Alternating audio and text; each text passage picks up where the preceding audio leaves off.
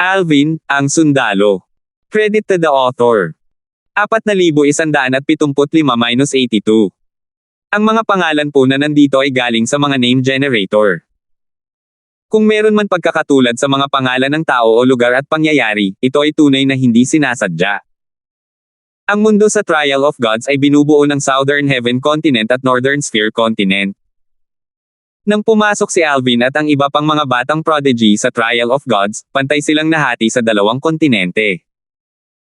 Sina Alvin at Clarissa, ang kanyang pang-apat na nakatatandang kapatid, ay ipinadala sa Southern Heaven Continent habang si Basil ng Rainbow Phoenix Pavilion ay ipinadala sa Northern Sphere Continent. Katulad ng Southern Heaven Continent, maraming Divine Kingdoms din sa Northern Sphere Continent. Nagkaroon din ng labanan ng mga Divine Kingdoms ang Northern Sphere Continent, at ito ay gaganapin sa isang lugar na tinatawag na Forbidden Abyss.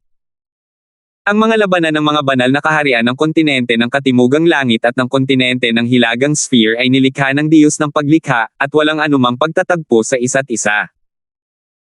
Bukod sa ilang mga intermediate emperors of gods na may taglay na lakas ng isang ordinaryong advanced emperor of gods, karamihan sa mga batang prodigy mula sa Myriad Laws Academy ay hindi kwalipikadong lumahok sa mga labanan ng Divine Kingdom.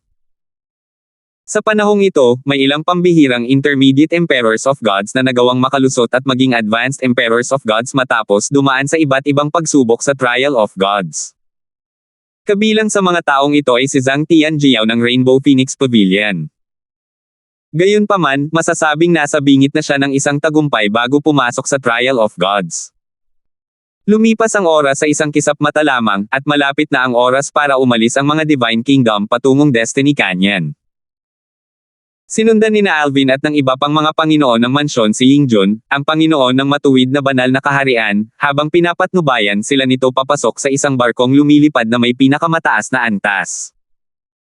Ang pinakamataas na bilis ng lumilipad na barkong pang supreme grade ay kasing bilis ng isang simpleng kataas-taasang Diyos, ngunit lumipad ito sa bilis ng isang maunlad na emperador ng mga Diyos. Tutal, ang paglipad nito ng buong bilis ay mangangailangan ng malaking halaga. Kung pag-uusapan ng espasyo, mas maluwang ito kaysa sa isang barkong lumilipad na parang emperador. Lahat ay may kanya-kanyang cubicle. Nang pumasok si Alvin sa kanyang cubicle, nakita niya ang isang mirror image na nagpapakita sa kanya ng nakapalibot na lumilipad na barko. Matapos tumingin, ipinikit niya ang kanyang mga mata at nagsimulang mag-cultivate. Matapos niyang makuha ang enerhiya mula sa tatlong gantimpalang natanggap niya noong piging at ubusin ang limit divine pills na piniinom niya, si Alvin ay umunlad ng husto. Sa sandaling ito, malapit na siya sa bingit ng isang tagumpay sa kaharian ng isang intermediate emperor of gods. Kailangan kong maging isang intermediate emperor of gods sa labanan ng mga banal na kaharian sa Destiny Canyon, naisip ni Alvin sa sarili. Malaki ang kanyang kumpiyansa na makakalusot at magiging isang intermediate emperor of gods. Tungkol naman sa pagiging isang advanced emperor of gods, hindi pa niya ito naiisip dahil lampas na ito sa kanyang kakayahan ngayon. Isang bonus kung mapapatatag ko ng lubusan ang aking cultivation base pagkatapos kong maging isang intermediate emperor of gods sa Destiny Canyon. Ang enerhiyang natanggap ko mula sa mga gantimpala noong salo-salo ay hindi lamang nakatulong sa akin na mapataas ang aking cultivation base, kundi napabuti rin ito ang aking pag-unawa sa batas ng kalawakan. Bukod sa pagpapalakas ng cultivation base ng isang tao, ang enerhiya mula sa mga gantimpala na dulot ng kakaibang pananaw ng mga superior powerhouse sa mga batas na kanilang nauunawaan ay maaari ring mapabuti ang pag-unawa ng isang tao sa batas. Hindi alam ni Alvin na si Clarissa, ang kanyang pang-apat na senior sister, ay papunta na rin sa Destiny Canyon sa sandaling ito. Ang pangkat ng Jade Bow Divine Kingdom ay pinangunahan ng kanilang Panginoon. Maraming tao ang nagtaka nang una nilang makita si Clarissa. Base sa hitsura pa lamang, hindi siya mukhang isang simpleng emperador ng mga Diyos, lalo na ang isang mas mahusay na emperador ng mga Diyos. Gayunpaman, maliban sa ilang mausisang pusa, hindi nagtagal ang kanilang atensyon sa kanya. Iha, pupunta ka rin ba sa Destiny Canyon? Iha, saan ka nanggaling? Parang hindi pa kita nakikita noon. Batang babae. Kasabay nito, ang Panginoon ng Jade Bow Divine Kingdom, na pumasok sa kanyang espesyal na kompartimento pagkatapos sumakay sa lumilipad na barko, ay nakatanggap ng isang ulat. Kamahalan, ang ilan sa mga may-ari ng mansyon ay medyo mausisa tungkol kay Binibining lang. Bahagyang ngumiti ang Panginoon ng Jade Bow Divine Kingdom habang sinasabing, alam ko ang iniisip nila. Sana ay hindi nila siya galitin. Kung hindi, tiyak na pagsisisihan nila ito. Huminga ng malalim ang nasasakupan ng marinig ito. Pagkatapos, nagtanong siya, kamahalan, si Miss Walker ba talaga ay kasing lakas ng isang simpleng kataas-taasang Diyos? Malalaman mo mismo kung ang mga ignorante na iyon ang mag-uudyok sa kanya, sagot ng Panginoon ng Jade Bow Divine Kingdom. Ito. Hindi ba't magiging sako na ito? Tanong ng nasasakupan. Huwag kang mag-alala. Magiging maayos din ang lahat, walang pakialam na sabi ng Panginoon ng Jade Bow Divine Kingdom. Bago tayo umalis, sinabi ko na sa kanya na maaari siyang kumilos kung may mga asar sa kanya, pero bawal siyang pumatay. Bumantong hininga ang nasasakupan at sinabing, kamahalan, ang aming kaligtasan ay nasa inyong mga kamay. Kung siya ay talagang kasing lakas ng isang simpleng kataas-taasang Diyos, wala sa atin ang makakapidyaw sa kanya. Kasunod noon ay umalis na ang nasasakupan. Kasabay nito, sa pangunahing lugar ng lumilipad na barko. Tumingin si Clarissa sa matandang lalaki at lalaking nasa katanghaliang gulang na lumapit sa kanya. Bata. Walang hiya. Nang biglang lumabas ang boses ni Clarissa, kumunot ang noo ng ilang lalaking malapit sa kanya. Kasunod nito, ang nakakatakot at mapaniyang divine energy ni Clarissa ay sumulpo at palabas, na nagpasimula sa protection na formation sa lumilipad na barko. Umalangaw-ngaw ang kawalan habang itinutulak ni Clarissa ang kanyang kamay palabas, at isang nakakatakot na palm seal na may batas ng pagkawasak ang bumaril patungo sa mga lalaki. Malaki ang ipinagbago ng ekspresyon ng mga lalaki habang dali-dali silang umatras. Isa o dalawa sa kanila ang naglabas ng kanilang mga kilalang banal na artifact. Hindi nakakagulat, wala silang kalaban-laban kay Clarissa, at madali niyang nadurog ang kanilang mga depensa. Gayunpaman, bago pa man dumapo ang kanyang mga atake, isang malakas na puwersa ang sumulpot at pinrotektahan ang mga kalalakihan. Kamahalan. Lumiwanag ang ekspresyon ng iilang mga amo ng mansyon nang matuklasan nilang iniligtas sila ng Panginoon ng Jade Bow Divine Kingdom. Sa utos ng Panginoon, ang Panginoon ng kaharian ng Jade Bow ay parang isang mas mataas na kataas-taasang Diyos. Kaya naman, kahit medyo malayo siya, madali niyang nailigtas ang kanyang mga nasasakupan sa isang kisap mata lamang. Kung hindi siya mamagitin, sila ay malubhang na sugatan. Kasabay nito, nagulat ang ibang mga may-ari ng mansyon sa ipinakitang lakas ni Clarissa. Kasunod nito, isang pangungutya ang umalangaw-ngaw sa hangin bago malamig na sinabi ng Panginoon ng Jade Bow Divine Kingdom, mga hanggal. Akala ba talaga ninyo ay hahayaan kong lumahok ang isang ordinaryong tao sa labanan ng mga Divine Kingdom? Kung hindi siya nagpigil kanina, lahat kayo ay namatay na. Hayaan ninyong sabihin ko sa inyo. Siya ay kasing lakas ng isang simpleng kataas-taasang Diyos. Isang nakabibinging katahimikan ang bumalot sa buong lugar nang matapos magsalita ang Panginoon ng Jade Bow Divine Kingdom. Ang iilang mga may-ari ng mansyon, na nagtamo lamang ng maliliit na pinsala dahil sa intervention ng Panginoon ng Jade Bow Divine Kingdom, ay tumingin kay Clarissa nang may takot at may maputlang mga mukha. Nagningning din sa takot ang mga mata ng ibang mga may-ari ng mansyon nang tumingin sila kay Clarissa. Sa wakas ay naunawaan na nila kung bakit isinama ng Panginoon ng Jade Bow Divine Kingdom ang babae. Sa pagkakataong ito, bahagyang kumunot ang noo ni Clarissa habang sinasabing, hindi nasisiyahan, hindi ka dapat nakialam. Hindi ko sana sila papatayin. Wala ka bang tiwala sa akin? Ang Panginoon ng Jade Bow Divine Kingdom ay ngumiti ng alanganin habang sinasabi, humihingi ako ng paumanhin. Hindi ko intensyon na masaktan ka. Nag-aalala ako na baka malubha ang kanilang pinsala at maapektuhan ang kanilang pagganap sa labanan ng mga Divine Kingdom. Sana ay naiintindihan mo. Nabigla ang mga may-ari ng mansyon sa kung gaano kagalang-galang ang pagtrato ng Panginoon ng Jade Bow Divine Kingdom kay Clarissa. Gayunpaman, nang maalala nila ang kanyang lakas, naisip nilang mauunawaan ito. Ngumisi si Clarissa bilang tugon bago tumingin ng may paghamak sa ibang mga may-ari ng mansyon at sinabing, ano nga ba ang magagawa ng grupo ng basurang ito sa labanan ng mga banal na kaharian? Natural na nasaktan ang mga may-ari ng mansyon sa mga salitang ito, ngunit wala ni isa sa kanila ang may lakas ng loob na pabulaanan ang kanyang mga salita. Alam nilang iniligtas lamang niya ang kanilang buhay dahil sa Panginoon ng kaharian ng Jade Bow. Tutal, wala silang proteksyon ng Panginoon ng kaharian ng Jade Bow pagkatapos ng labanan ng mga kaharian ng Diyos at makabalik sila sa kani-kanilang mga mansyon. 4,176. Ayon sa alamat, ang Destiny Canyon at Forbidden Abyss ay nilikha ng Diyos ng paglikha para sa iba't ibang banal na kaharian sa Southern Heaven Continent at Northern Sphere Continent. Ang mga nasa ilalim ng kaharian ng isang kataas-taasang Diyos ay maaaring makapasok dito, at walang limitasyon sa edad. Para sa Southern Heaven Continent, ang labanan ng mga banal na kaharian ay gaganapin sa Destiny Canyon. Ang mga powerhouse mula sa iba't ibang banal na kaharian ay maglalaban-laban. Mayroong dalawang sistema ng ranggo para sa labanan ng mga banal na kaharian, isang individual na ranggo at isang banal na kaharian na ranggo. Ang kabuuang puntos na naipon ng lahat ng kinatawan ng isang banal na kaharian ang magiging mga puntos para sa banal na kaharian. Sa oras na ito, kausap ni Cameron si Alvin. Dati, nakausap na niya si Alvin tungkol sa Destiny Canyon, ngunit hindi siya masyadong detalyado. Ang Destiny Canyon ay puno ng lahat ng uri ng hindi inaasahang engkwentro. Bukod dito, ang gantimpala para sa pagpatay sa isang tao mula sa ibang banal na kaharian ay doble sa karaniwang gantimpala.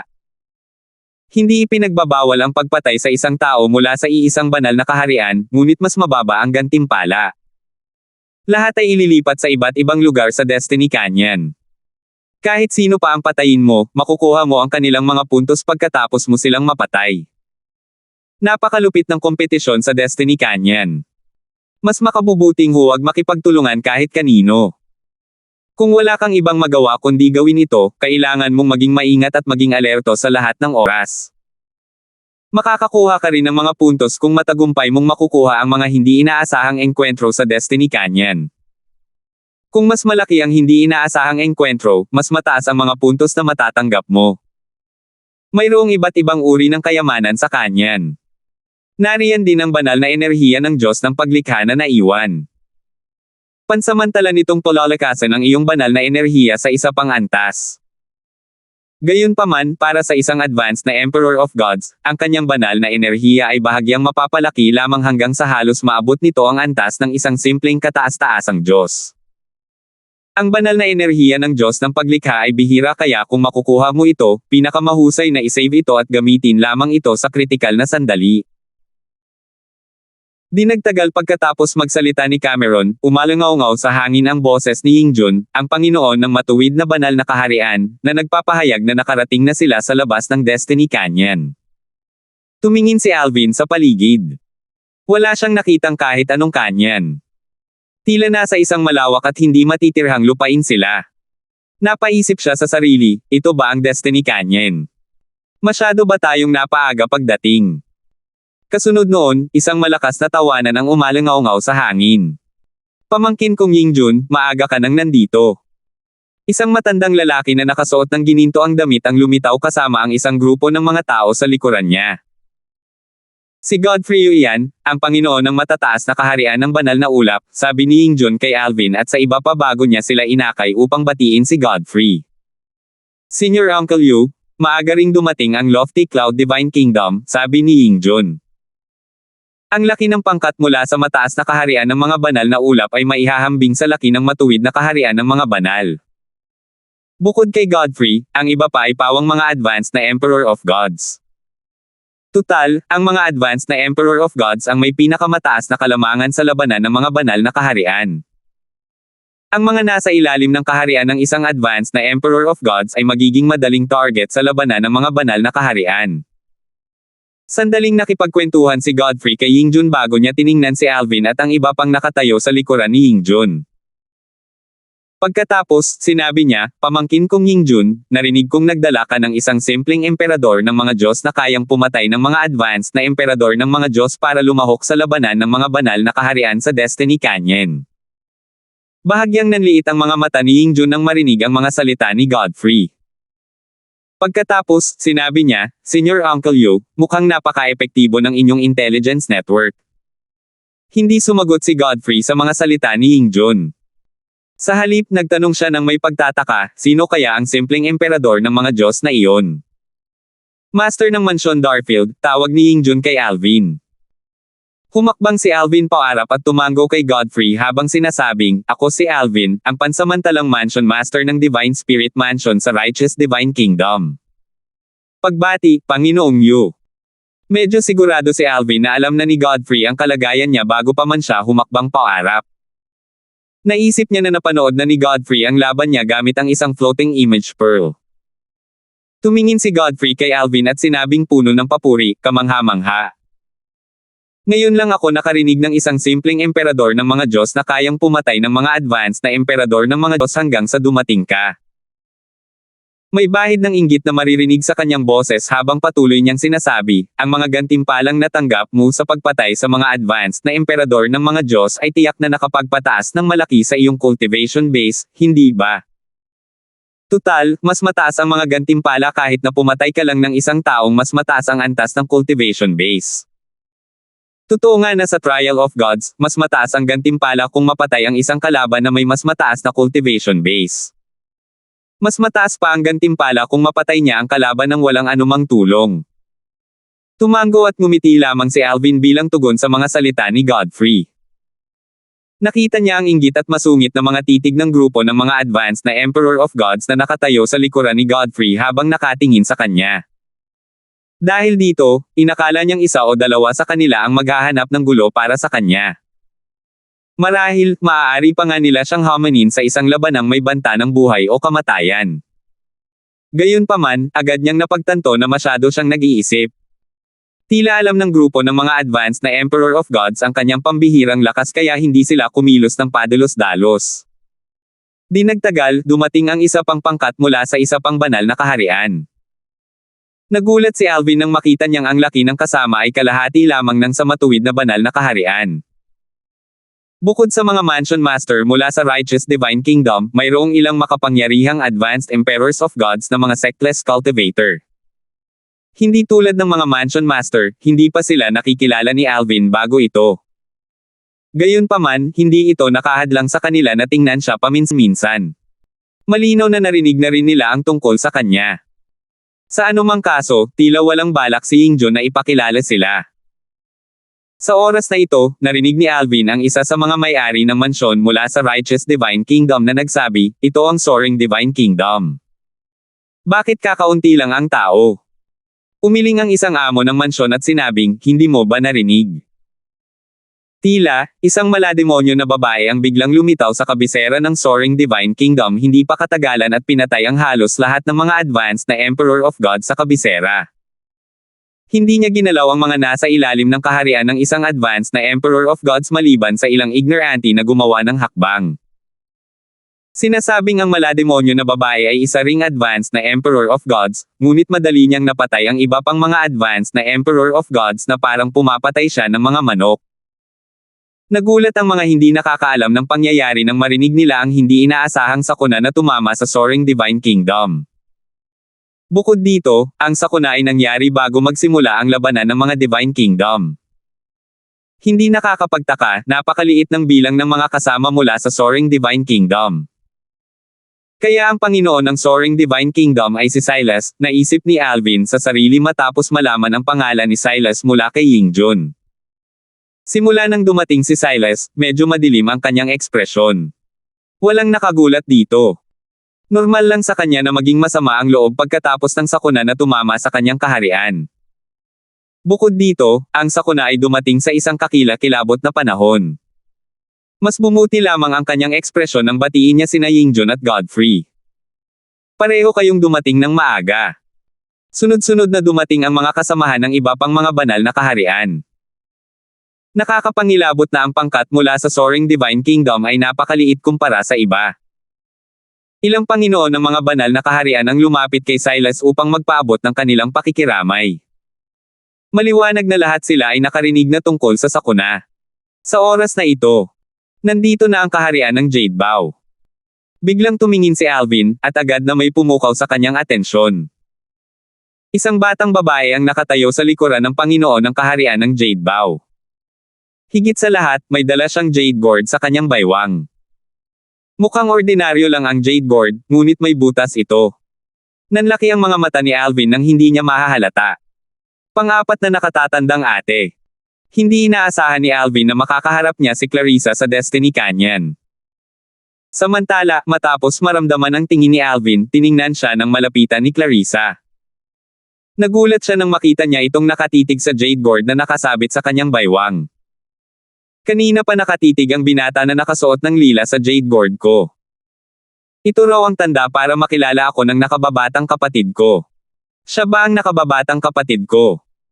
Pagkatapos, parang may naalala lang siya, lumipat ang tingin niya sa baywang ni Alvin. Nang makita niya ang hugis espadang palamuting jade sa baywang nito, sa wakas ay nakumpirma niya na ang kabilang panig ay ang kanyang nakababatang kapatid nga. Tahimik na nagpalitan ng tingin ang dalawa na tila may alam nang. Ikaw. Ang lakas ng loob mong pumunta rito. Sigaw ni Silas habang sumusugod patungo sa mga tao ng Jade Bow Divine Kingdom. 4,177. Habang ang iba ay naguguluhang nanunood, nagbago ang ekspresyon ni Alvin habang pinapanood niya si Silas, ang Panginoon ng Soaring Divine Kingdom, na sumusugod patungo sa batang babaeng nakatayo sa likod ng Panginoon ng Jade Bow Divine Kingdom. Malamig na tanong ni Baron Larkins, ang Panginoon ng Jade Bow Divine Kingdom, na may madilim na ekspresyon sa kanyang mukha, Silas, nababaliw ka na ba? Si Baron Larkins ay natural na hindi natatakot kay Silas. Tila bumalik sa dati ang katinoan ni Silas nang marinig ang mga salita ni Baron Larkins. Mabilis niyang binawi ang kanyang pag-atake. Kung wala ang Lord's Decree, medyo mas mahina siya kaysa kay Baron Larkins. Sa Lord's Decree, pantay lang sila. Sa madaling salita, walang silbi para sa kanya na atakihin si Clarissa ngayon. Madilim na tiningnan ni Silas si Baron Larkins at sinabing, Baron Larkins, ibigay mo sa akin ang babaeng nakatayo sa likuran mo. Imposible, walang pakialam na sabi ni Baron Larkins habang nakatingin kay Silas na nag-aalab sa galit. Base sa kilos ni Silas, hindi mahirap para sa kanya na malaman na ang malademonyong babaeng pumatay sa halos lahat ng mga advanced na Emperor of Gods sa kabisera ng Soaring Divine Kingdom ay si Clarissa. Gayunpaman, hindi mahalaga iyon sa kanya. Siya na ngayon ang trump card ng Jade Bow Divine Kingdom. Inilagay niya ang lahat ng kanyang pag-asa na mauna sa ranggo ng individual at grupo sa kanya. Bagamat hindi gagantimpalaan ang Jade Bow Divine Kingdom kung mauna si Clarissa sa ranggo ng individual, walang alinlangan na mapapahusay nito ang reputasyon ng Jade Bow Divine Kingdom sa Southern Heaven Continent. Sa panahong iyon, walang sino man ang hindi nakakaalam na ang pinakamataas na ranggo ng labanan ng mga Divine Kingdom ay mula sa Jade Bow Divine Kingdom. Bagamat naunawaan na ni Baron Larkins ang sitwasyon, hindi pa rin matukoy ng iba ang koneksyon. Malamig na sinabi ni Silas, Baron Larkins, siya ang pumunta sa aking kabisera at pinatay ang lahat ng mga advanced na Emperor of Gods doon habang ako ay nasa closed-door cultivation. Dapat mo siyang ibigay sa akin. Pagkasabi ni Silas ng mga salita, nawala ang pagkalito ng lahat at napalitan ng pagkabigla. Siya yung babaeng pumunta sa kabisera ng Soaring Divine Kingdom at pinatay ang mga matataas na emperador ng mga Diyos doon. Nabalitaan kong maihahambing siya sa isang ordinaryong simpleng kataas-taasang Diyos. Hindi nakakapagtaka na nawala ng kahinahunan ang Panginoon ng Soaring Divine Kingdom. Nabigla rin si Alvin nang malaman niyang pinatay ng kanyang ika-4 na nakatatandang kapatid ang halos lahat, kung hindi man lahat, ng mga matataas na emperador ng mga Diyos sa kabisera ng Soaring Divine Kingdom. Napakahusay talaga ng ika-4 na senior sister. Pumunta pa nga siya sa kabisera ng isang Divine Kingdom para patayin ang lahat ng mga advanced Emperors of Gods doon. Hangang-hanga si Alvin sa katapangan at tagumpay ni Clarissa. Natural lamang na alam niyang pinatay nito ang mga matataas na emperador ng mga Diyos para sa gantimpala. Mabuti na lang at kumilos lang ang ika-4 na senior sister matapos malaman na wala ang Panginoon sa kabisera.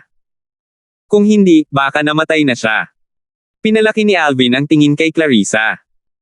Hindi niya inaasahan na walang ginawang anumang paghahanda si Clarissa bago pumunta sa kabisera ng Soaring Divine Kingdom.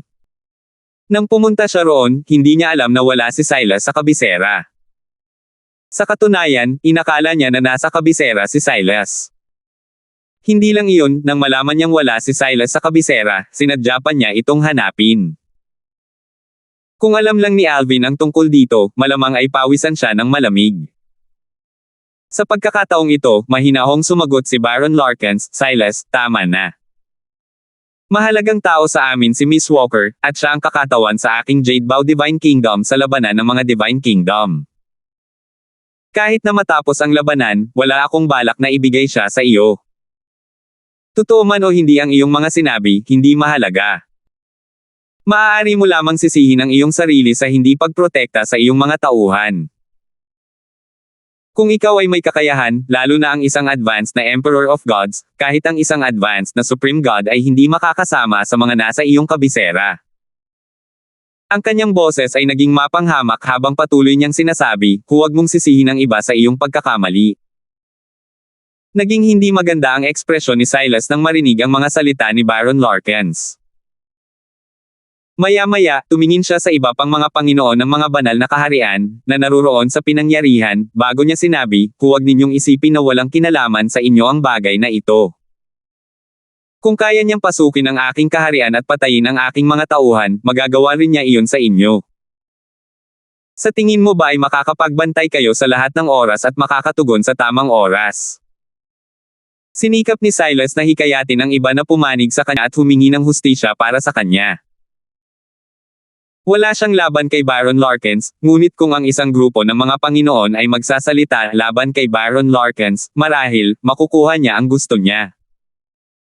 Sa kasamaang palad, taliwas sa inaasahan ni Silas, marami sa ibang mga Panginoon ang kumampi kay Baron Larkins at inakala pang ang ginagawa nitong bundok ang isang maliit na banten ng mga bagay. Mayroon ding ilan na nanatiling neutral at mas piniling hindi madala sa maputik na katubigan. Sa huli, nabigo si Silas sa kanyang paghahangad ng hustisya. Nakatitig lamang siya ng masama kay Clarissa. Kasabay nito, ang mga nangunguna na Emperors of Gods mula sa Soaring Divine Kingdom ay nawala ng pag-asa nang makita nila si Clarissa na nakatingin sa kanilang lahat. Para bang sinusubukan niyang isaulo ang kanilang mga mukha. Sa oras na ito, ang tanging magagawa nila ay ang manalangin ng buong lakas na huwag nila siyang makita sa Destiny Canyon. Kung hindi, wala silang duda na papatayin niya sila. Talagang naguguluhan sila sa sandaling ito. Sus Mariosep. Dapat na ba akong umatras? Masyadong mapanganib. Mas nagiging mapanganib ito ngayon na isa na akong target. Gayunpaman, minsan lang ito mangyari. Hindi ko maaaring palampasin ang pagpasok sa Destiny Canyon. Kasabay nito, nakahinga ng maluwag si Alvin. Hanggang ngayon, hindi pa rin sila nagbabatian ni Clarissa.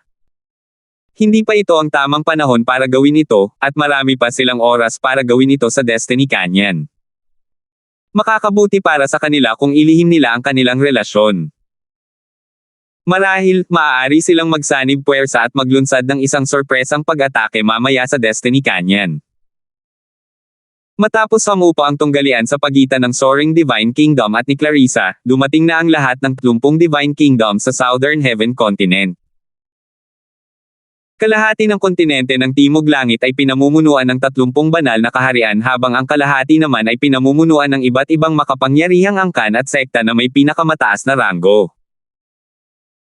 Ang mga angkan at sekta na ito ay kadalasang itinatag ng mga magsasakang walang sekta o mga inapo mula sa mga maharlikang pamilya na hindi nagmana ng trono. Ayaw nilang maglingkod sa kani-kanilang mga banal na kaharian at piniling magtatag ng sarili nilang mga puwersa. Sa anumang kaso, ito rin ang dahilan kung bakit ang ilang puwersang may pinakamataas na ranggo ay may malapit na ugnayan sa ilang banal na kaharian at may koneksyon sa mga maharlikang pamilya. Sa oras na ito, narinig ni Alvin si Yingjun na nagsabi, ngayong nandito na ang lahat, kailangan na lang nating maghintay sa paglitaw ng Destiny Canyon. Mula pa noong una, ang Destiny Canyon ang naging lugar ng labanan ng mga banal na kaharian ng Southern Heaven Continent.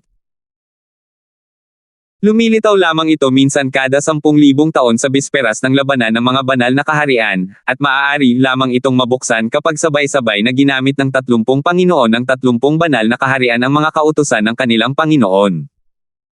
Ilang araw pa ang natitira? Tanong ng isa. Hindi tulad ni Alvin, marami sa mga amo ng mansyon ang naiinip na.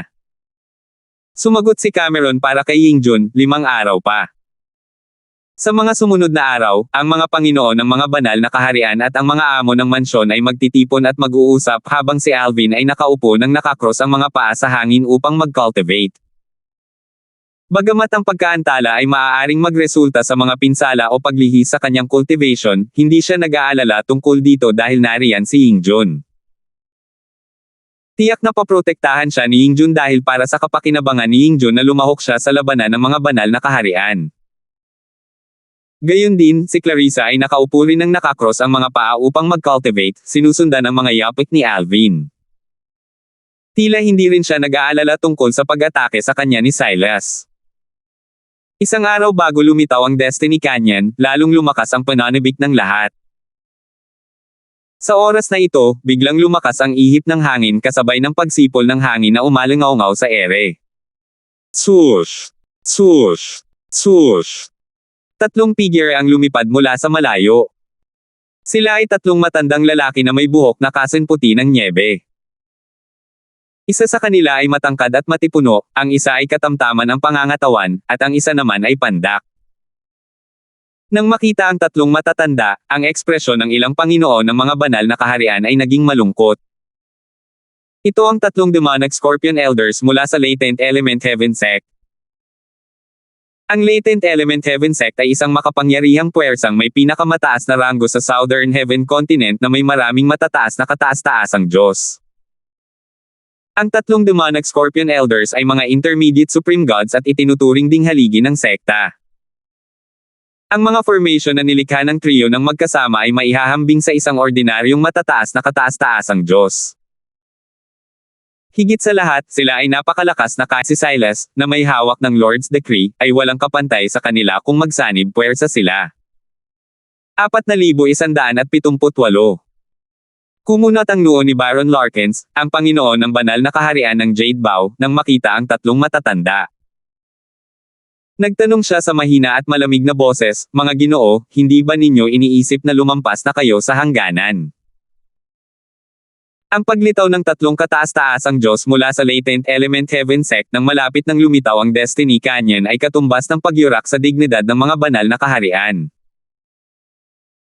Sa ilalim ng normal na mga pangyayari, kahit na ang 30 Panginoon ng mga banal na kaharian, maaaring hindi sila ang makakatapat ng tatlong matatandang lalaki. Gayunpaman, dahil sa mga espesyal na pangyayari, na minsan lamang mangyari sa loob ng 10,000 taon, nagamit nila ang mga kautusan ng kanilang Panginoon sa labas ng kanilang mga teritoryo. Dahil dito, hindi sila mas mahina kaysa sa mga mas matataas na kataas-taasang Diyos. Bagamat makapangyarihan ang tatlong demonic scorpion elders noong nagsanib puwersa sila, 2 Panginoon lamang ng mga banal na kaharian ang sapat na upang harapin sila sa oras na ito. Sa katunayan, tiwala si Baron Larkins na siya lamang ang sapat na upang harapin ang tatlo kahit na mas matagal pa ang panahon. Matapos magsalita si Baron Larkins, ang iba pang mga Panginoon ng mga banal na kaharian ay nagsimulang sumabay sa isa't isa. Ang kanilang mga titig ay nagniningning sa hanggaring pumatay, at ang kanilang mga boses ay malamig. Ang ilan sa kanila ay tila hindi na makapaghintay na gumawa ng aksyon. Ang Latent Element Heaven Sect ay talagang matapang. Huwag mong sabihing iniisip ng Latent Element Heaven Sect na kumuha ng kahit isang piraso ng pie. Kung oo, natatakot akong wala kayong kakayahang gawin iyon. Hindi ba kayo, tatlong demonic scorpion elders, natatakot na baka hindi na kayo makabalik pagkatapos ninyong pumunta rito? Sa ilalim ng normal na mga pangyayari, kung ang mga Panginoon ng mga banal na kaharian ay makasalubong ang tatlo at magkaroon ng alitan, magiging mahirap para sa kanila na makatakas sa kamatayan. Gayunpaman, dahil sa mga espesyal na pangyayari sa mga utos ng Panginoon, natural lamang na sabik silang labanan ang tatlong demonic scorpion elders. Gayunpaman, sa kabila ng kanilang mga iniisip, hindi sila kumilos ng padalos-dalos at pinanatili ang kanilang kahinahunan. Pagkatapos ng lahat, kahit na matagumpay nilang mapatay ang tatlo ngayon, magkakaroon ng mga kahihinatnan sa pagkakasala sa Latent Element Heaven Sect. Malamang na sila, ang kanilang mga inapo, at mga tao ay hindi na muling makakaalis sa kani-kanilang mga banal na kaharian dahil baka magdesisyon ang Latent Element Heaven Sect na gumanti. Ang panandaliang kasiyahan ay hindi sulit sa presyong kailangan nilang bayaran sa huli. Bukod dito, hindi pa natatawid ng tatlo ang linya. Dahil dito, wala silang wastong dahilan para gumawa ng hakbang. Hindi na kailangang sabihin, kung tatawid ng tatlo ang linya, hindi sila mag-aatubiling patayin ang tatlo dahil ang latent element heaven sect ang may kasalanan. Nang makita ng tatlong matatanda ang mga Panginoon ng mga banal na kaharian, na madali nilang mapapatay sa mga ordinaryong oras, na nagmamataas na ngayon, magsisinungaling kung sasabihin nilang wala silang nararamdaman. Gayunpaman, maaari lamang silang manatiling kalmado at magtuon sa kanilang misyon, hindi pinapansin ang mga mapang-ipong titig na nakatutok sa kanila. Maging ang kanilang mga boses ay patag, hindi masaya o galit, kapag sila ay nagsasalita. Isang hindi pagkakaunawaan. Hindi kami pumunta sa Destiny Canyon. Pumunta kami para makipag-usap sa isang tao. Natigilan ng mga Panginoon ng mga banal na kaharian nang marinig ang mga salitang ito. Pagkatapos, agad silang lumingon kina Alvin at Clarissa. Likas sa kanila na walang kaalam-alam sa relasyon ng dalawa. Sa lahat ng naroon, inakala nilang malamang na ang tatlong demonic Scorpion Elders ay pumunta para hanapin ang isa sa dalawa. Hindi mahirap hulaan ang dahilan. Sa wakas, isa sa tatlong matandang lalaki ang naglakad patungo sa grupo mula sa kaharian ng Jade Bow. Huminto siya sa di kalayuan dahil si Baron Larkins, ang Panginoon ng kaharian ng Jade Bow, ay pinapanood siya na parang tigre na nagmamasid sa kanyang biktima. Sinabi niya, Clarissa. Gaya ng inaasahan, dumating ang tatlong demonic Scorpion Elders upang hanapin si Clarissa.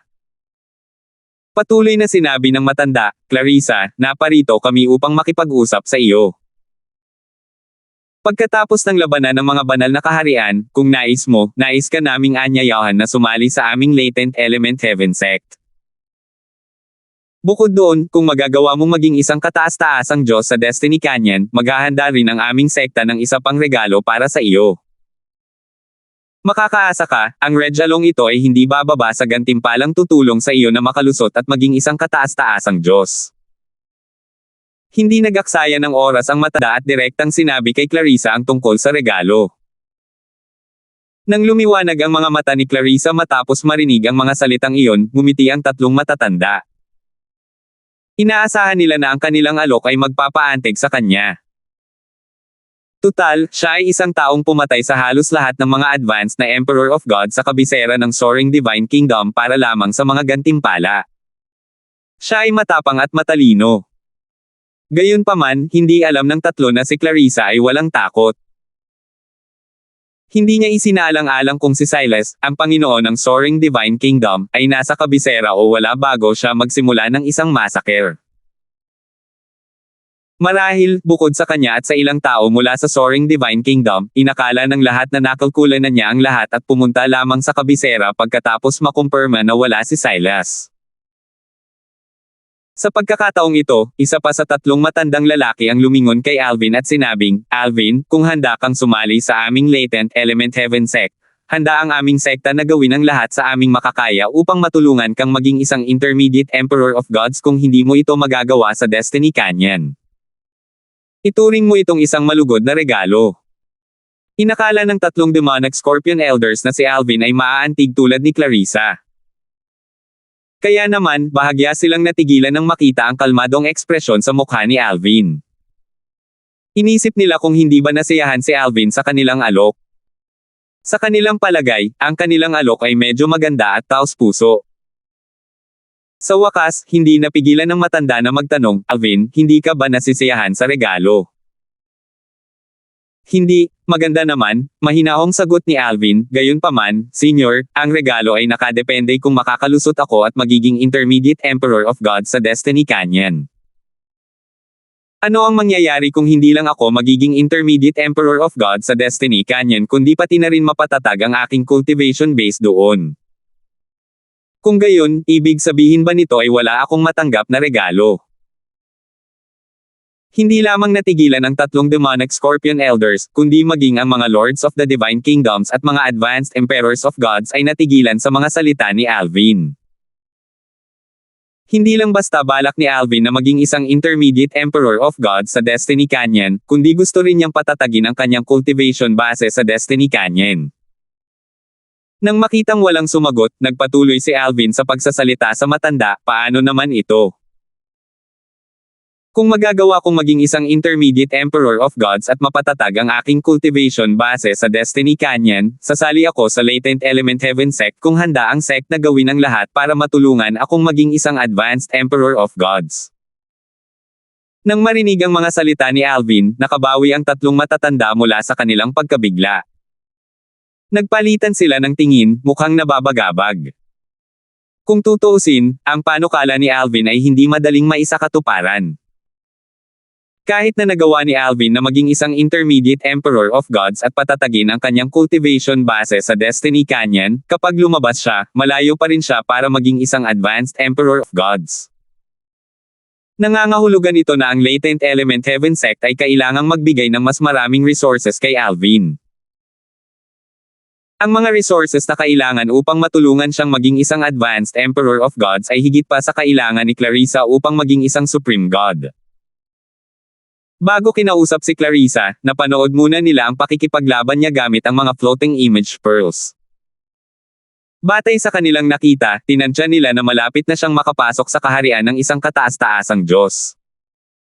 Kaya naman, nang-ahas silang mangako sa kanya ng ganitong regalo.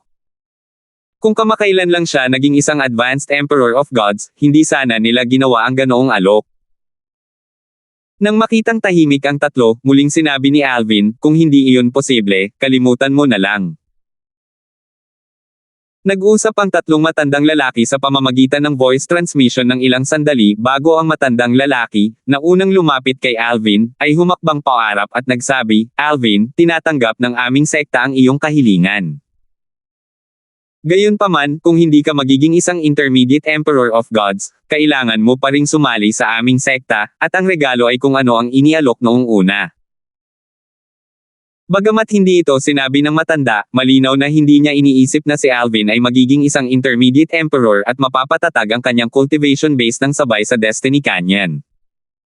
Bahagyang ngumiti si Alvin at sinabing, sige.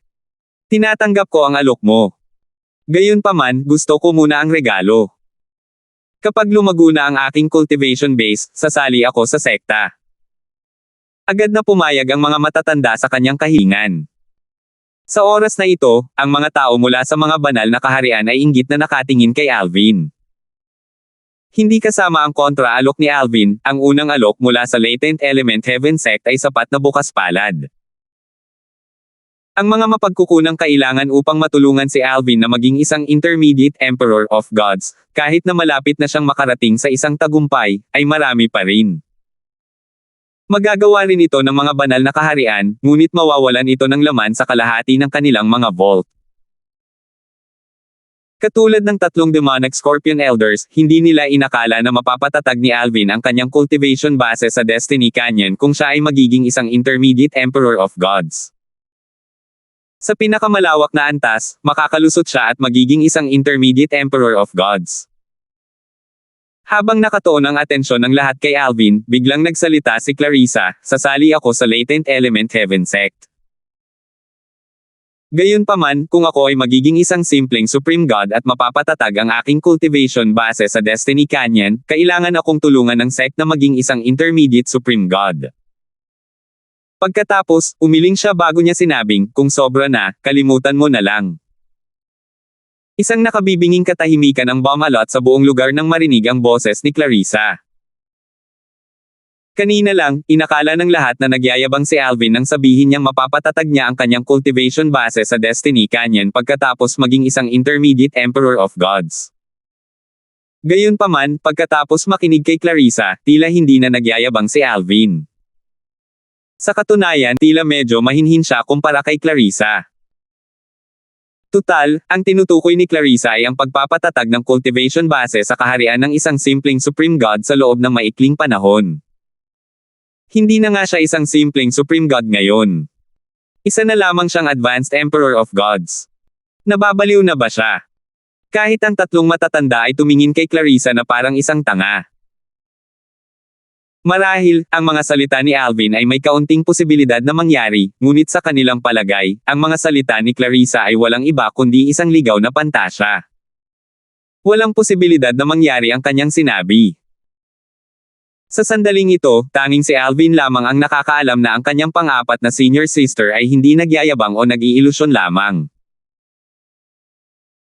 Tutal, narinig niya mula sa kanyang pangatlong senior brother na nagkaroon ito ng isang nakakagulat na hindi inaasahang engkwentro noon na nagbigay daan sa kanya upang agad na mapatatag ang kanyang cultivation base. Hindi tulad ng iba, hindi niya kinailangang gumugol ng oras o pagsisikap sa pagpapatatag ng kanyang cultivation base. 4,179. Binibini, huwag ka nang magbiro, sabi ng matandang lalaki na nag-imbite kay Clarissa na medyo hindi nagustuhan. Hindi makapagsalita si Clarissa. Sabi niya, hindi ako nagbibiro. Papayag ba ang latent element heaven sect sa kahilingan ko o hindi? Kung hindi, kalimutan mo na lang. Nang marinig ang mga salitang ito, nagpalitan ng tingin ang tatlong demonic scorpion elders bago sila nag-usap sa pamamagitan ng voice transmission. Baliw siguro si Clarissa, di ba? Akala ko baliw si Alvin, pero mas baliw pala siya. Kung gayon, dapat ba tayong pumayag sa kanyang kahilingan? Sa tingin ko dapat na lang tayong sumang-ayon sa kahilingan niya. Sa tingin ko dapat nating ipadala pabalik ang isang communication jade sa sekta para humingi ng pangalawang opinyon bago tayo magdesisyon. Kung talagang magtatagumpay siya, natatakot ako na baka malugi ang ating latent element heaven sect. Magpapadala na sana ang tatlo ng communication jade pabalik sa latent element heaven sect nang biglang may marinig silang boses sa di kalayuan. Binibini, isa kang kawili-wiling karakter. Kung tatanggihan ng latent element heaven sect ang iyong kahilingan, handa akong pumayag. Kung ikaw ay magiging isang simpleng supreme god at mapatatag ang iyong cultivation base sa Destiny Canyon, ang Frosty Mountain Heavenly Pool ay tutulong sa iyo na maging isang intermediate supreme god. Isaalang-alang ang isang malugod na regalo. Kanina, nangako lang ang latent element heaven sect na tutulungan si Clarissa na maging isang supreme god kung hindi niya ito magagawa sa Destiny Canyon basta't pumayag siyang sumali sa latent element heaven sect. Sa oras na ito, isang matangkad at may kumpiyansang nasa katanghaliang gulang na lalaki na nakasuot ng mahabang puting damit ang lumitaw sa paningin ng lahat. Nagulat ang iba't ibang Panginoon ng mga banal na kaharian nang makita nila ang lalaking nasa katanghaliang gulang. Ilan sa kanila ay mabilis na yumuko at bumati sa kanya. Pagbati, Panginoon Niger. Ang lalaking nasa katanghaliang gulang ay si Cesar Niger. Isa siya sa dalawang matataas na kataas-taasang Diyos sa Frosty Mountain Heavenly Pool, isang sekta na may pinakamataas na ranggo. Walang umasa na ang Frosty Mountain Heavenly Pool at ang Latent Element Heaven Sect ay magpapadala ng mga tao rito. Bukod dito, ipinadala pa nga ng Frosty Mountain Heavenly Pool si Cesar, ang pinuno ng Frosty Mountain Heavenly Pool, dito. Kasabay nito, ang ekspresyon ng tatlong demonic scorpion elders ay naging malungkot. Maya-maya, sinabi ng isa sa kanila, Panginoon Niger, inaanyayahan muna namin si Clarissa. Bago pa matapos magsalita ang matanda, tumingin si Cesar at sinabing, kung magdesisyon siyang sumali sa Frosty Mountain Heavenly Pool, masisisi mo lang ang sarili mo dahil hindi mo agad nasusunod ang kahilingan niya. Sa katunayan, gusto ko sanang imbitahan si Alvin na sumali sa Frosty Mountain Heavenly Pool. Gayunpaman, dahil pumayag ka na sa kahilingan niya, hindi na ako makikipagkompetensya sa iyo. Kung tungkol naman kay Clarissa, kung magdesisyon siyang sumali sa Frosty Mountain Heavenly Pool, walang sinuman, kasama na ang matandang iyon mula sa iyong Latent Element Heaven Sect, ang makakapidyaw sa kanya sa paggawa nito. Alam ng lahat na ang matandang lalaki na binanggit ni Cesar ay ang mas mataas na kataas-taasang Diyos mula sa Latent Element Heaven Sect. Sa sandaling ito, sinabi ni Clarissa, sasali ako sa Frosty Mountain Heavenly Pool dahil pumayag ka sa aking kahilingan. Kasabay nito, naisip niya sa sarili habang ang kanyang mga mata ay kumikislap sa pananabik, hindi ko inaasahan na bibigyan ako ng pagkakataong maging isang intermediate supreme god sa Trial of Gods. Kapag naging isang intermediate supreme god na ako, hindi na ako madaling maaapi ng third senior brother. Samantala, natigilan si Alvin. Hindi niya inaasahan na may mabibigo sa panlilinlang ni Clarissa. Mukhang matalino ang pinuno ng Frosty Mountain Heavenly Pool, ngunit malinaw na minamaliit niya ang natatanging talento ni Clarissa. Naisip ni Alvin sa loob-loob niya, kahit ang pinakamakapangyarihan at sikat na puwersang may pinakamataas na ranggo sa Southern Heaven Continent ay magdurusa ng malaking kawalan matapos tulungan ang 4th senior sister na maging isang intermediate supreme god, tama ba? Bukod pa rito, hindi siya magtatagal sa Frosty Mountain Heavenly Pool. Ilalabas siya sa Trial of Gods pagkatapos ng 2 taon. Siguro, masyado akong nag-iisip. Ang mga makapangyarihang nilalang ang lumikha ng mundong ito para sa atin. Posible na ang mundong ito at ang mga naninirahan dito ay maglalaho pagkatapos nating umalis. Patuloy na iniisip ni Alvin, habang mas nakakaramdam ng kapanatagan. Sa oras na ito, sinabi ni Clarissa kay Cesar, sasali lang ako sa Frosty Mountain Heavenly Pool pagkatapos kong matanggap ang aking Reg Along pang-welcome. Agad na pumayag si Cesar sa karagdagang kahilingan ni Clarissa. Kasabay nito, walang sino man sa mga naruroon ang naniwala na matutupad nina Alvin at Clarissa ang kanilang mga hinihingi. Ang mga powerhouse mula sa Frosty Mountain Heavenly Pool at sa Latent Element Heaven Sect ay dumating at umalis na parang hangin. Alam ng iba't ibang Panginoon ng mga banal na kaharian na hindi pa talaga umalis ang mga makapangyarihang tao. Alam nilang naghihintay ang mga makapangyarihang tao sa malapit, naghihintay na matapos ang labanan ng mga banal na kaharian upang madala nila palayo sina Alvin at Clarissa. Binabati kita, kapatid na Alvin, sabi ni Yingjun. Bagamat hindi niya inakala na magagawa ni Alvin na maging isang intermediate Emperor of Gods at patatagin ang kanyang cultivation base sa Destiny Canyon, tuwang-tuwa siya na nabigyan si Alvin ng pagkakataong sumali sa Latent Element Heaven Sect. Salamat, Kuya Zo. Tinatawag nina Alvin at Yingjun ang isa't isa bilang magkapatid kapag nag-uusap sila ng pribado. Nag-uusap lamang sila ng formal kapag nasa publiko. Sa sandaling ito, maraming tao ang naiinggit kay Alvin habang siya at si Clarissa ay nagpalitan ng makahulugang tingin. Hindi nag-usap ang dalawa sa pamamagitan ng voice transmission dahil hindi ito ligtas sa mundong ito. Gusto nilang ilihim ang kanilang relasyon upang magamit nila ito sa kanilang kalamangan pagkatapos makapasok sa Destiny Canyon. Pagkaraan ng ilang panahon, isang malalangit na canyon na nababalot ng hamog ang biglang lumitaw sa di kalayuan. Sa wakas ay lumitaw na ang pinakahihintay na Destiny Canyon.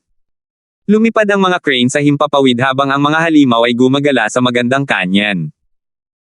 Ang mga espiritu ng mga puno at halaman ay naninirahan din sa canyon. Nang makita ito, sabay-sabay na bumulalas ang ilang mga matataas na emperador ng mga Diyos, lumitaw na ang Destiny Canyon. Kung tungkol naman sa mga Panginoon ng mga banal na kaharian, hindi sila nagulat. Tutal, hindi naman ito ang unang pagkakataon nila rito. Ang ilan sa kanila ay nakapasok na sa Destiny Canyon noon at naging mga kataas-taasang Diyos sa canyon o pagkatapos umalis sa canyon. Sumenya si Yingjun kay Alvin at sa iba pa habang sinasabi, mga Mansion Master, magsama-sama kayo sa paligid ko. Matapos makalapit sina Alvin, Cameron, at ang iba pa, inilabas ni Yingjun ang utos ng Panginoon.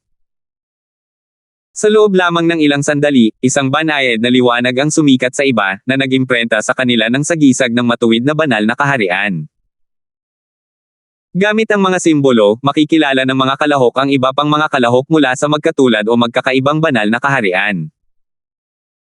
Ang naipon na mga puntos ng mga kalahok mula sa iisang banal na kaharian ay magpapakita ng mga puntos ng kanilang banal na kaharian.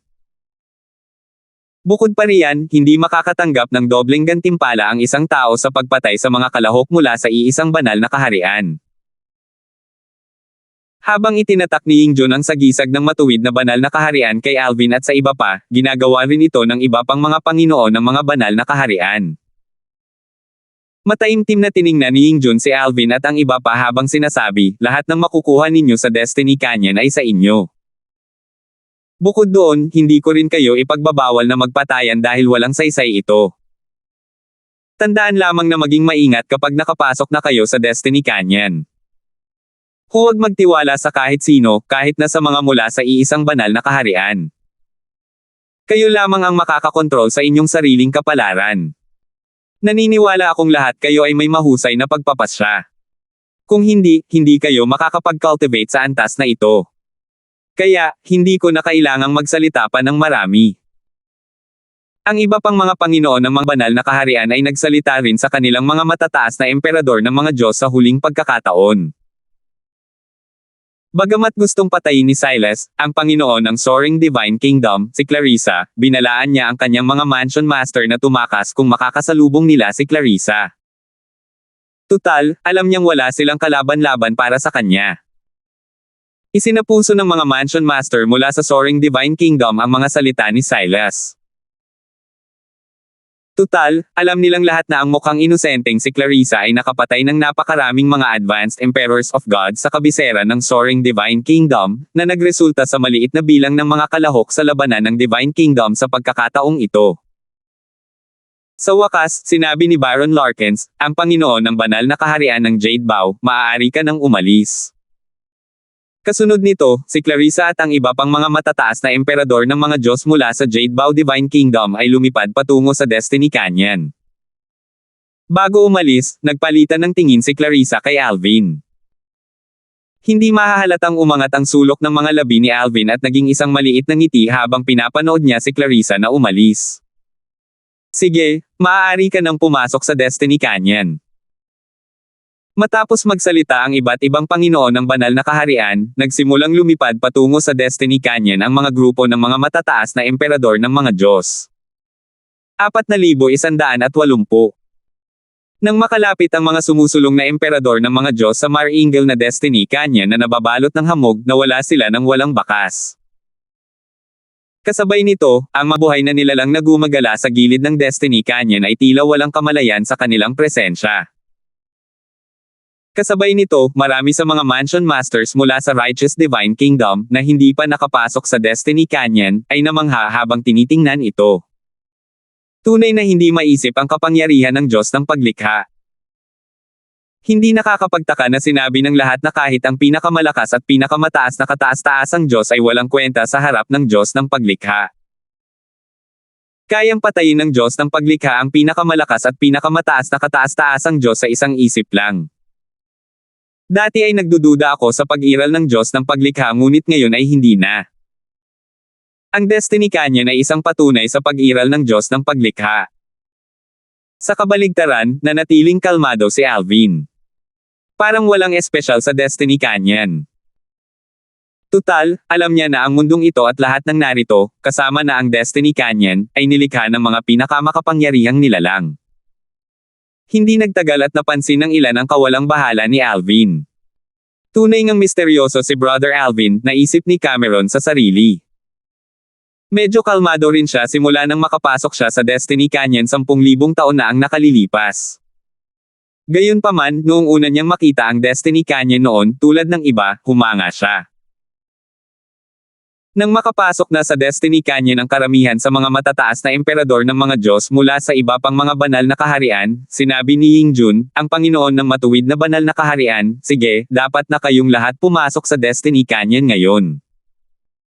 Kasunod nito, si Alvin at ang iba pa mula sa Righteous Divine Kingdom ay lumipad palayo. Habang papalapit si Alvin sa Destiny Canyon, nakita niya ang isang grupo ng mga tao na nawawala sa paningin. Maliwanag, ang mga taong iyon ay dinala sa Destiny Canyon ng isang transportation formation. Bumagal siya habang ang mga mansion masters mula sa Righteous Divine Kingdom na nasa harap niya ay naglaho sa ere. Sa loob lamang ng ilang sandali, sina Alvin at Cameron na lamang ang mga mula sa Righteous Divine Kingdom na hindi pa nakakapasok sa Destiny Canyon. Nakita ni Cameron na tila nag-aalangan si Alvin kaya sinabi niya sa pamamagitan ng voice transmission bago pumasok sa Destiny Canyon, huwag kang mag-alala, kapatid na Alvin. Ligtas ito. Kasunod nito, pumasok si Alvin sa transportation formation. Sandaling-sandali, naramdaman niya ang isang alon ng mahiwagang enerhiya na bumabalot sa kanya. Sandali siyang nagdilim, at nang bumalik ang liwanag, natuklasan niyang nakatayo siya sa tuktok ng isang bundok. Tumingin siya sa paligid ng hanay ng bundok sa harap niya at nakita ang gubat na puno ng mga tinak na nakapalibot sa mga bundok. Bigla, naniningkit ang kanyang mga mata, naramdaman ang isang kaguluhan sa likuran niya. Lumingon siya at nakita ang usok na pumapailan lang mula sa isang maliit na nayon sa di kalayuan. Isang nayon. Ito ba talaga ang Destiny Canyon kung saan ang mga advanced emperors of gods ay makakatagpo ng mga hindi inaasahang engkwentro at magiging supreme gods? Nag-aalinlangang naisip ni Alvin sa sarili. Nang likas na sinubukan ni Alvin na lumipad patungo sa nayon, natuklasan niyang hindi siya makalipad. Sandali siyang naguluhan. Kaya niyang gamitin ang kanyang banal na enerhiya at gamitin ang kanyang batas ng kalawakan, ang sword daw, at si master daw. Gumagana ng normal ang lahat. Ang tanging exception ay hindi na siya makalipad. Para bang ipinagbabawal ang paglipad sa lugar na iyon. Isa itong tuntuning ipinataw ng mga pinakamakapangyarihang tao, naisip ni Alvin sa sarili habang umiiling. Kasunod nito, tumalon siya mula sa bundok at nagtungo sa tila payapang nayon. Balak niyang alamin kung nasaan siya bago siya magsimulang mag-ipon ng mga puntos. Mas makabubuti kung makakatagpo siya ng mga hindi inaasahang pangyayari habang isinasagawa ang proseso. Sa oras na ito, biglang lumitaw sa isipan ni Alvin ang mga salita ni Yingjun. Pagkatapos, 3 beses niyang binigkas sa loob, labanan ng mga banal na kaharian, labanan ng mga banal na kaharian, labanan ng mga banal na kaharian. Kasunod nito, biglang nahulog mula sa langit ang 2 puting balumbon. Ang mga salitang individual rankang at divine kingdom rankang ay makikita sa itaas ng mga balumbon sa kaliwa at kanan. Sa ilalim ng nakabold na salitang individual rankang, nagsimulang lumitaw ang mga pangalan ng mga kalahok.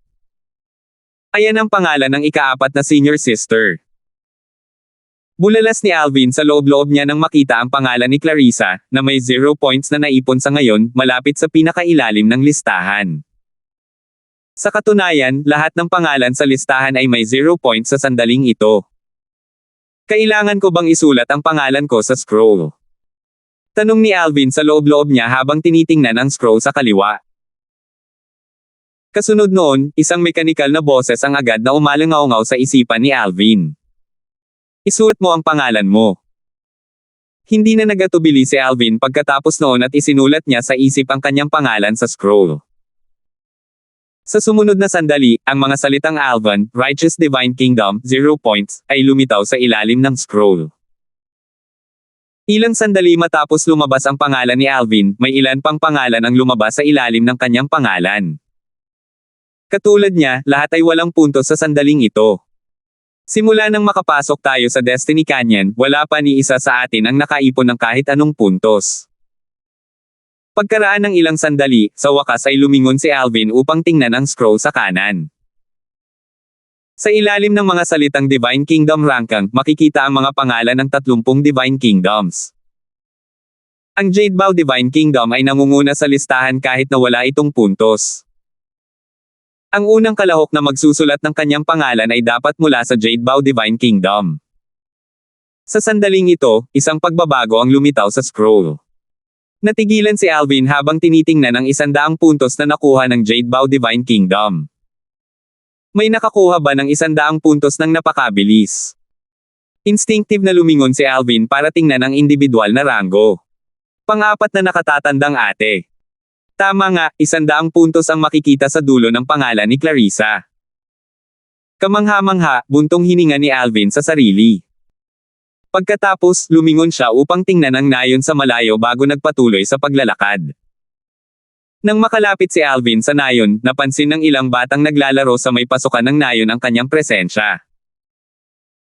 Matapang na tiningnan siya ng isa habang ang ekspresyon ng iba ay lubhang nagbago bago sila tumakas pabalik sa nayon.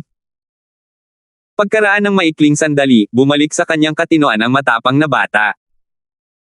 Nabigla siya nang matuklasan na ang kanyang mga kasama ay tumakas na, at naiwan siyang mag-isa. Swoosh! Nag-teleport si Alvin, hinaranggan ang daanan ng bata.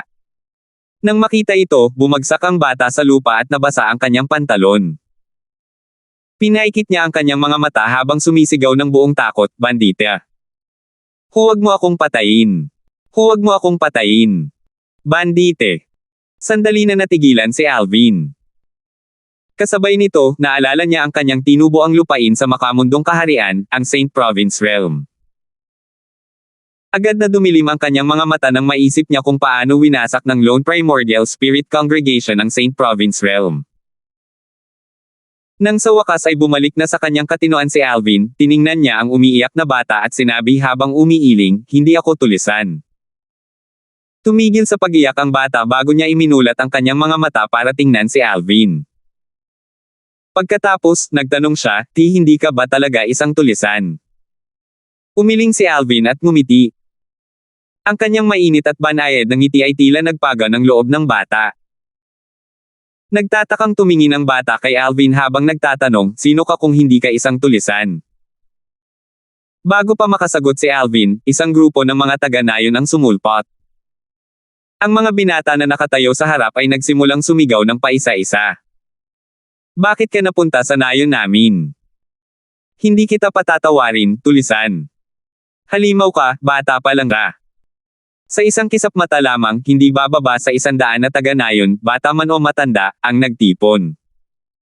Ang mga batang tumakas kanina ay dinala sila rito nang makita nila si Alvin.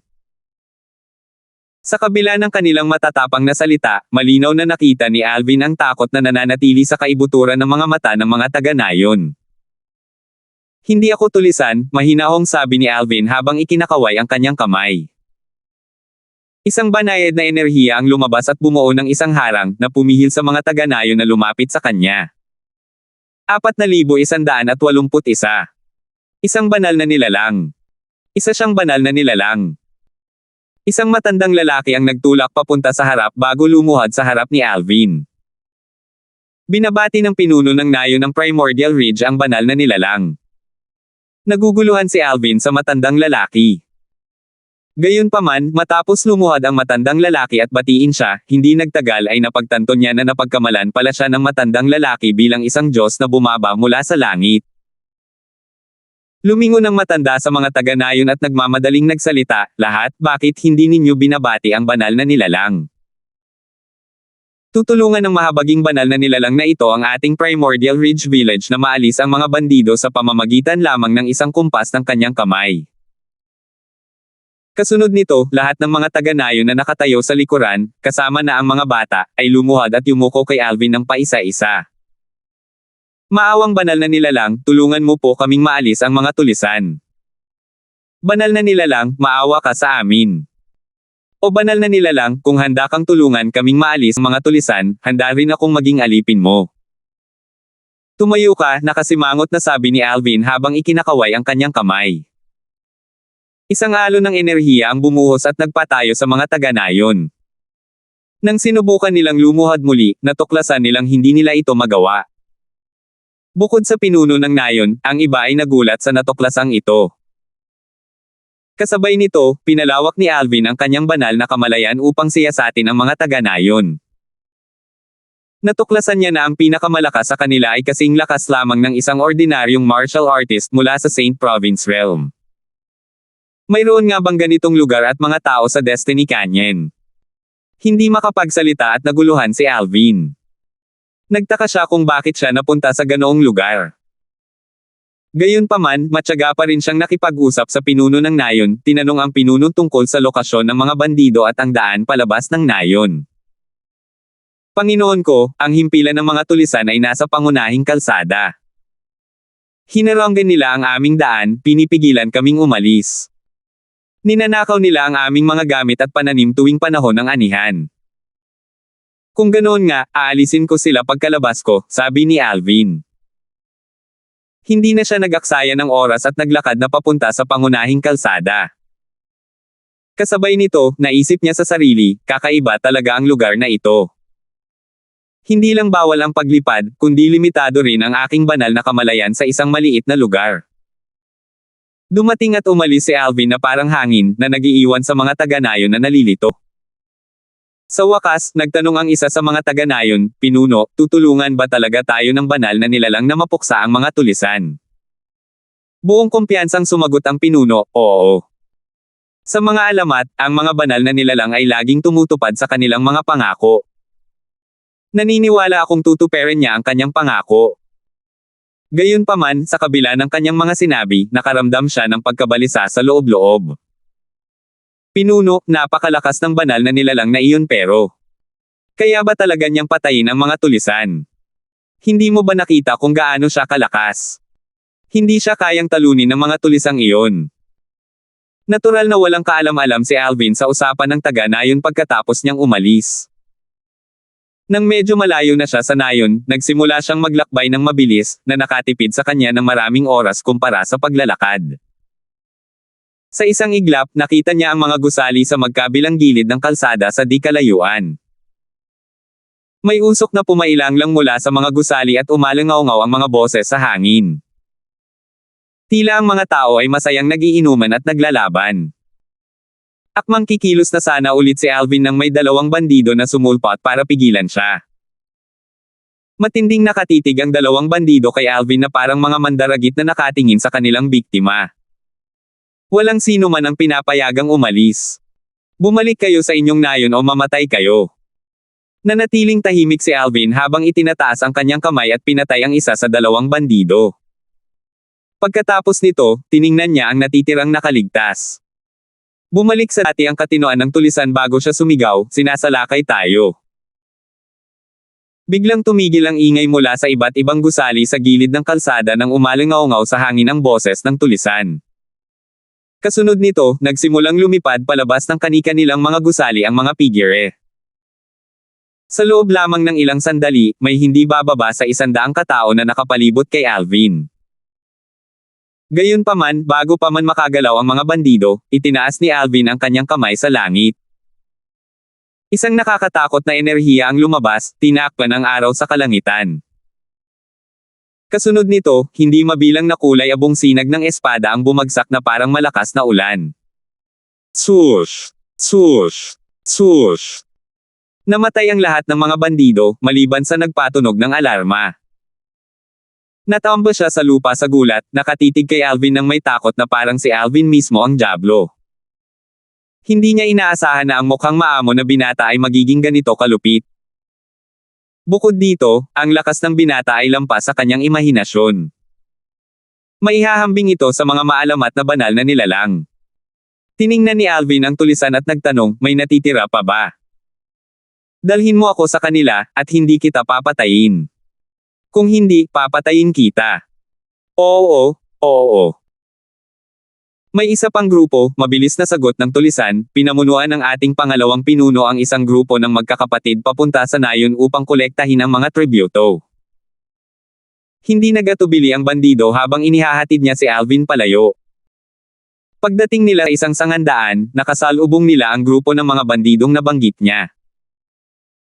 Hindi na kailangang sabihin pa, pinatay ni Alvin ang grupo ng mga bandido, kasama na ang nagdala sa kanya rito. Matapos mapatay ang huling bandido, nakita ni Alvin ang isang mahinang sinag ng liwanag na sumisinag sa kanya.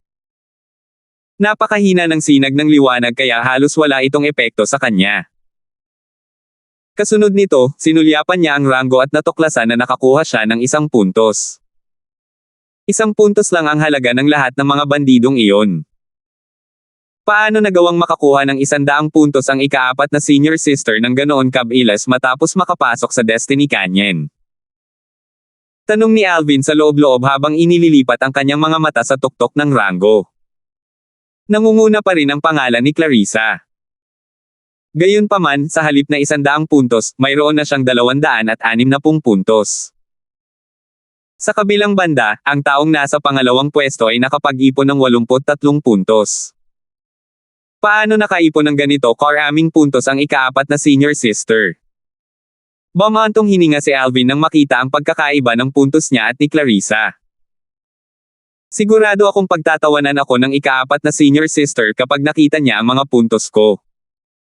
Parehong naiinis at walang magawa ang naramdaman ni Alvin. Kasabay nito, sa isang maluwang na kuweba. Isang dalaga ang pabalik-balik na naglalakad. Isang kakaibang ekspresyon ang makikita sa kanyang mukha habang bumubulong, 1 puntos lang. 1 puntos lang ang nakuha ng nakababatang kapatid pagkatapos ng mahabang panahon. Inilipat siya sa isang liblib na lugar na walang tao. Ang dalaga ay walang iba kundi si Clarissa. Si Clarissa ay dinala sa isang lihim na kaharian sa Destiny Canyon pagpasok niya. Nagkataon, isang grupo ng mga tao ang nag-aaway para sa isang hindi inaasahang engkwentro. Sa grupo ng mga tao, ang 2 pinakamalakas ay ang mga Advanced Emperor of Gods. Matapos mapatay silang lahat, nakakuha siya ng 260 puntos. Ang pagpatay sa dalawang Advanced Emperor of Gods ay nagbigay sa kanya ng 200 puntos habang ang pagpatay sa mga Intermediate Emperor of Gods ay nagbigay sa kanya ng 60 puntos. Ano ang saysay ng pag-aaway-away para sa sikretong kaharian na ito? Gayunpaman, hindi ko sila mapapatay kung hindi sila nag-aaway para sa sikretong kaharian, bulong ni Clarissa habang kinukuha ang kayamanang lumitaw sa sikretong kaharian bago umalis. Habang patuloy siyang naghahanap ng mga hindi inaasahang pagkakataon sa Destiny Canyon, napaisip siya ng malakas, nasaan na kaya ang nakababatang kapatid ko ngayon? Sayang naman. Kung alam ko lang ang lokasyon niya, madadalo ko sana siya. Gumugol si Alvin ng isang araw at isang gabi sa kabundukan bago niya tuluyang nilisan ang lugar kung saan ipinagbabawal ang paglipad. Sa panahong iyon, nakapatay pa siya ng ilang grupo ng mga bandido. Sa oras na ito, siya ay lumulutang sa ere at pinagmasdan ang kabundukan habang nagbubuntong hininga. Hindi pa rin siya makapaniwala na siya ay dinala sa isang lugar na tinitirhan ng mga ordinaryong tao kung saan ipinagbabawal ang paglipad. Walang saysay. Bakit bawal ang paglipad sa liblib na lugar na ito?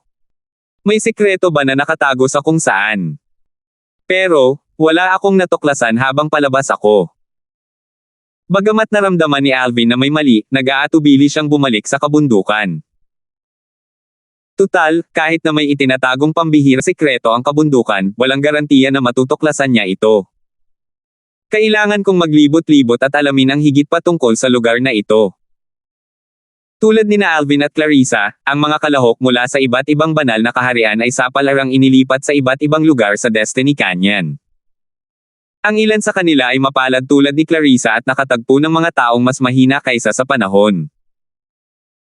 Gayunpaman, hindi tulad ni Clarissa na nakatagpo ng ilang mga advanced na Emperor of Gods, mga Intermediate Emperor of Gods lamang ang kanilang nakatagpo. Dahil dito, si Clarissa lamang ang nakapag-ipon ng mahigit 100 puntos sa ngayon. 4,182. Pagkatapos umalis sa kabundukan, naglibot si Alvin sa lugar habang binabantayan ang listahan ng mga kalahok. Walang pagbabago sa mga puntos ni Clarissa dahil mabilis na nagbago ang mga puntos ng mga kalahok. Pagkaraan ng ilang panahon, natuklasan niya na ang ilan sa mga pangalan sa listahan ng mga kalahok ay nawala. Maliwanag, ang mga kalahok na iyon ay namatay. Sila ay maaaring pinatay ng ibang mga kalahok o ng mga naninirahan sa Destiny Canyon. Ang Destiny Canyon ay parang isang mas maliit na trial of gods. Matapos ang halos kalahating araw na paggala, may nakasalubong si Alvin na isa pang tao. Batay sa maingat na pag-uugali ng taong iyon, alam niyang hindi ito naninirahan sa Destiny Canyon tulad ng mga taga-nayon at tulisan na nakasalamuhan niya noon. Iniisip ko kung gaano siya kalakas. Dapat ko bang subukan ang lakas niya? Alam ni Alvin na ang ilan sa mga matataas na emperador ng mga Diyos mula sa iba't ibang banal na kaharian ay mga Demi-Supreme God.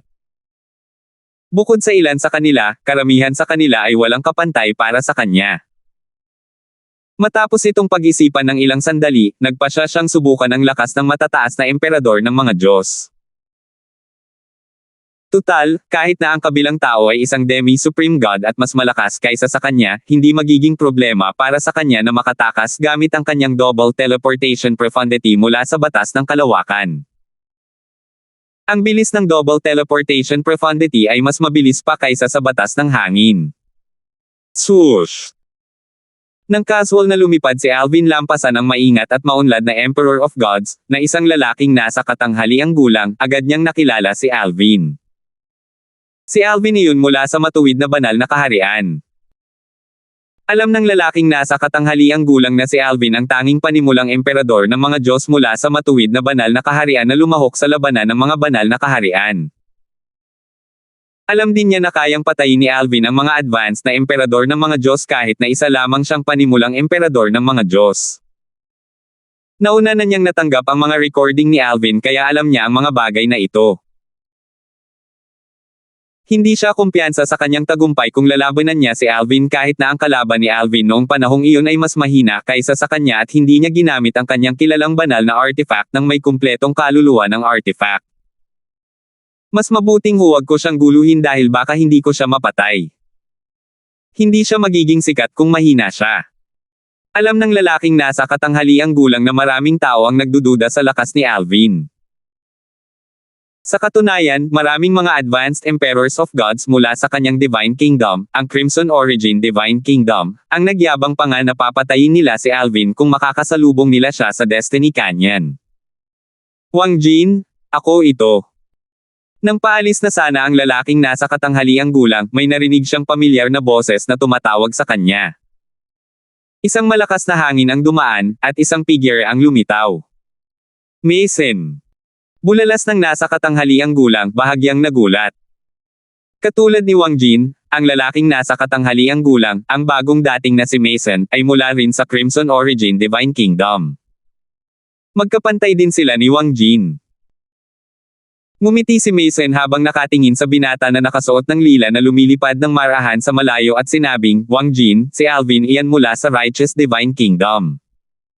Bakit hindi tayo magtulungan at patayin siya? Natural na naantig si Wang Jin sa mungkahi ni Mason, ngunit nanatili pa rin siyang maingat.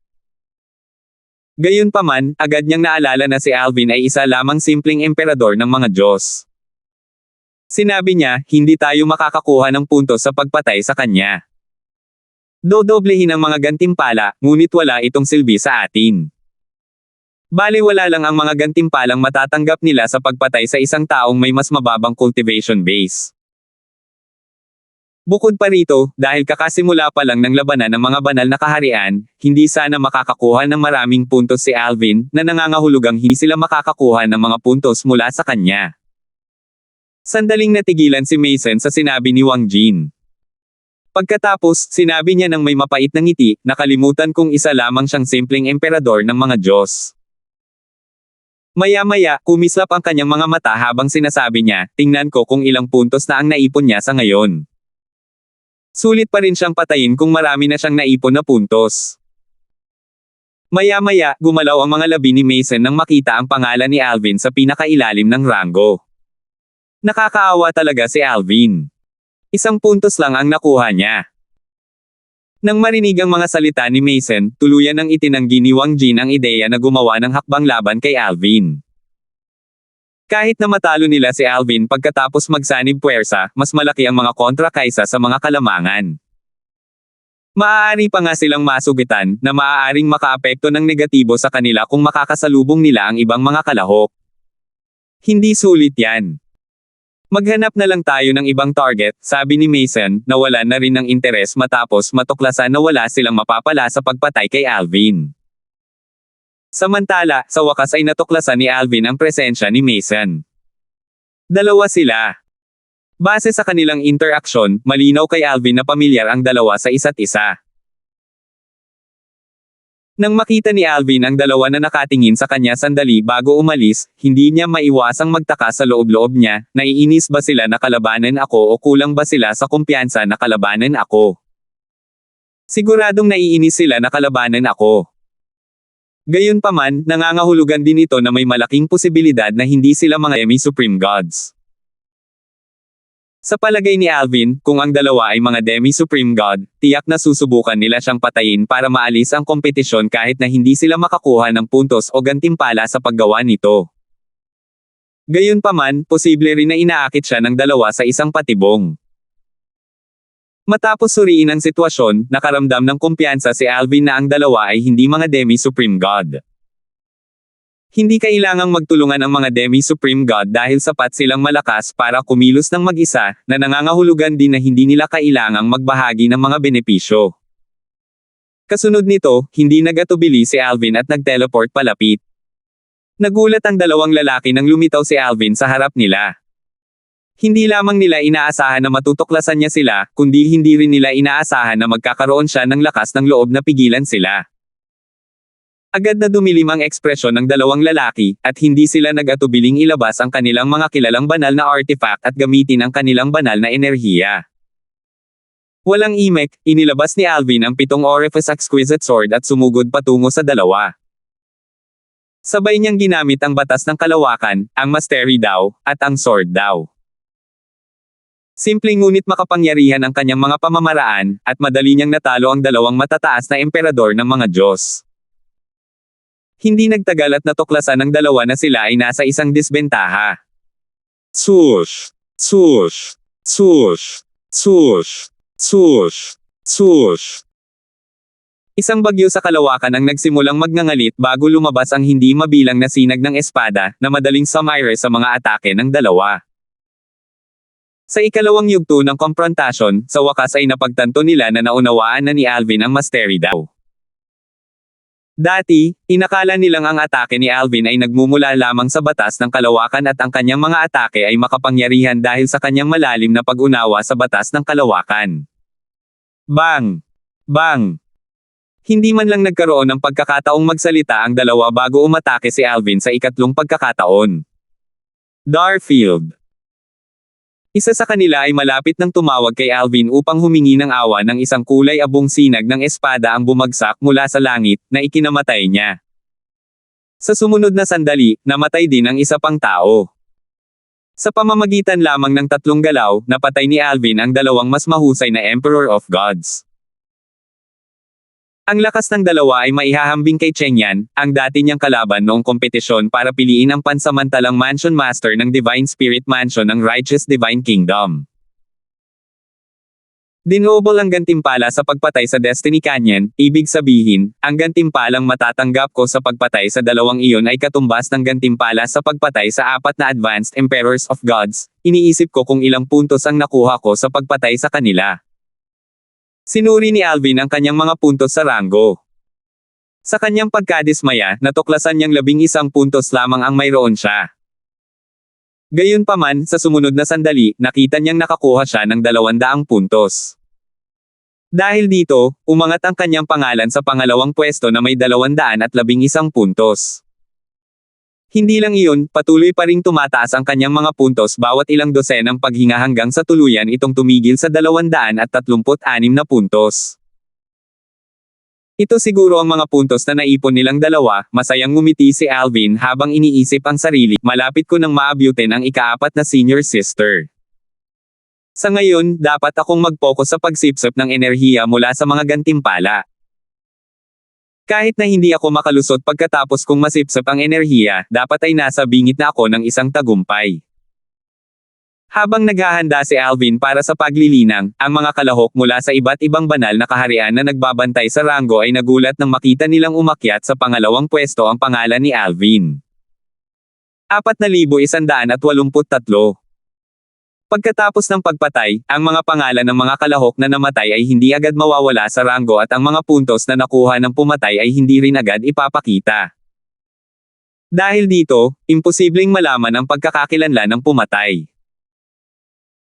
Halimbawa, matapos mapatay sina Wang Jin at Mason, ang dalawang mas mataas na emperador ng mga Diyos, medyo natagalan bago lumabas sa ranggo ang mga puntos na nakuha ni Alvin sa pagpatay sa kanila. Ang kanilang mga puntos, na kanyang nakuha, ay unti-unting nadagdag din sa kanyang mga puntos. Bukod pa riyan, hindi pa rin nawawala ang mga pangalan ng dalawa sa ranggo. Bukod pa rito, kahit na halos sabay na namatay ang dalawa, ang kanilang mga pangalan ay mawawala rin sa ranggo nang hindi bababa sa ilang araw ang pagitan sa isa't isa.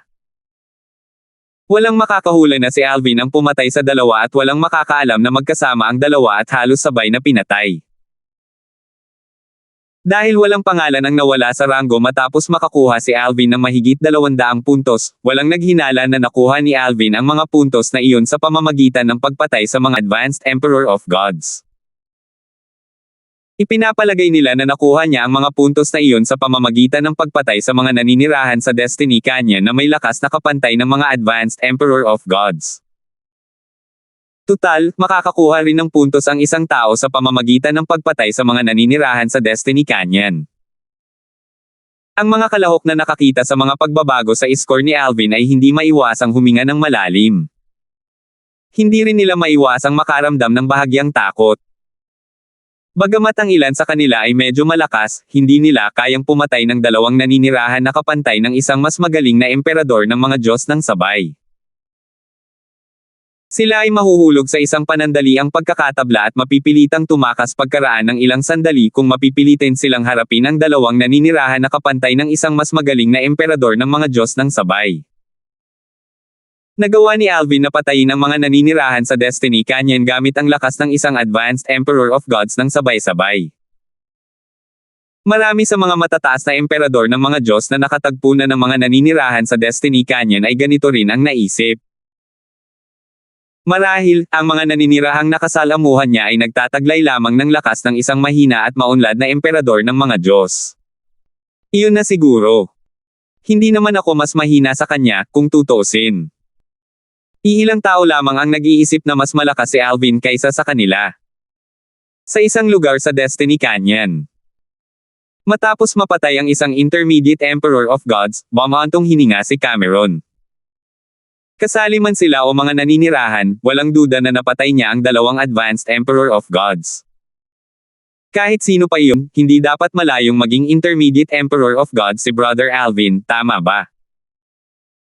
Alam ni Cameron na si Alvin ay nakakuha ng maraming gantimpala mula sa pagpatay sa mga advanced na Emperor of Gods.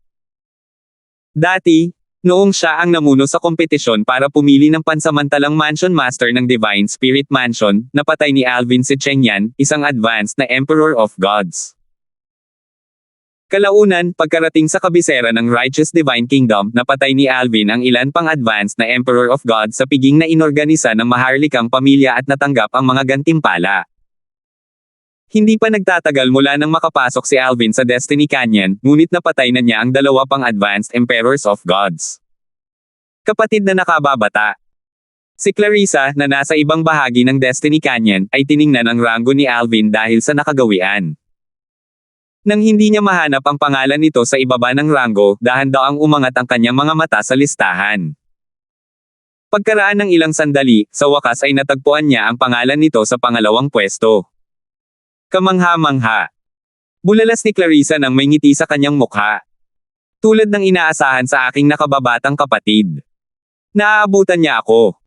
Kailangan kong magpatuloy. Kung hindi, nakakahiya kung malalampasan niya ako. Kasunod nito, mabilis na kumilos si Clarissa at pinatay ang lahat ng kanyang nakasalubong, maging sila man ay mga kalahok mula sa ibang Divine Kingdoms o mga naninirahan sa Destiny Canyon. Wala ni isa sa kanila ang nakatakas mula sa kanya. Ang lahat ng mga matataas na emperador ng mga Diyos sa mga banal na kaharian na may tiwala sa kanilang lakas ay naging mas agresibo, dahil sa katotohanan si Alvin, isang simpleng emperador ng mga Diyos, ay nasa pangalawang pwesto. Dahil dito, hindi na sila kasing ingat ng dati. Sa kanilang palagay, kung sila ay magiging masyadong maingat, maaari silang magkaroon ng nakakahiyang ranggo. Kung tungkol naman sa mga karaniwang advanced na Emperor of Gods, patuloy silang nagpakababa. Kahit na naiinggit sila kay Alvin, hindi sila nang ahas na kumilos ng padalos-dalos. Matagal na nilang nalampasan ang yugto ng pag-arte ng padalos-dalos at hindi nila isusuko ang kanilang buhay dahil lamang sa isang maliit na bagay. Bagamat hindi na kasing ingat ng dati ang mas malalakas at mas abanteng mga Emperor of Gods, hindi rin nila binaygo ang kanilang mga bantay. Mahalaga ang pagkuha ng mga puntos, ngunit ang pinakamahalaga ay ang pananatiling buhay. Iniisip ko kung saang direksyon ako kailangang pumunta para marating ang panloob na gilid ng Destiny Canyon. Habang lumilipas ang mga araw, maraming mga advanced na Emperor of Gods ang nagsimulang mawala ng pasensya. Tutal, alam nilang lahat na may paparating na bagyo ngayong matagal na silang nakapasok sa Destiny Canyon. Hindi magtatagal at lilito ang isang malaking bilang ng mga naninirahan na kapantay ng mga advanced na Emperor of Gods upang patayin ang mga kalahok. Matapos patayin ng mga kalahok ang mga naninirahang ito na kapantay ng mga advanced na emperador ng mga Diyos, lilito ang mga naninirahang kapantay ng mga simpleng kataas-taasang Diyos. Kasunod ng kalakaran, pagkatapos patayin ang mga naninirahang kapantay ng mga simpleng kataas-taasang Diyos, lilito ang mga naninirahang kapantay ng mga intermediate na kataas-taasang Diyos kahit na isa lamang naninirahan ang kanilang napatay na kapantay ng isang simpleng kataas-taasang Diyos. Dahil dito, bihirang magkusa ang mga kalahok na patayin ang mga naninirahan na kapantay ng mga mas mahuhusay na emperador ng mga Diyos kapag nakaharap nila ang mga ito. Ayos lang kung ilan lang sa mga naninirahan ang kanilang napatay, ngunit ang pagpatay ng napakaraming tao ay magdudulot ng paglitaw ng mga naninirahan na kapantay ng mga simpleng kataas-taasang Diyos. Sa panahong iyon, magiging kapahamak ito.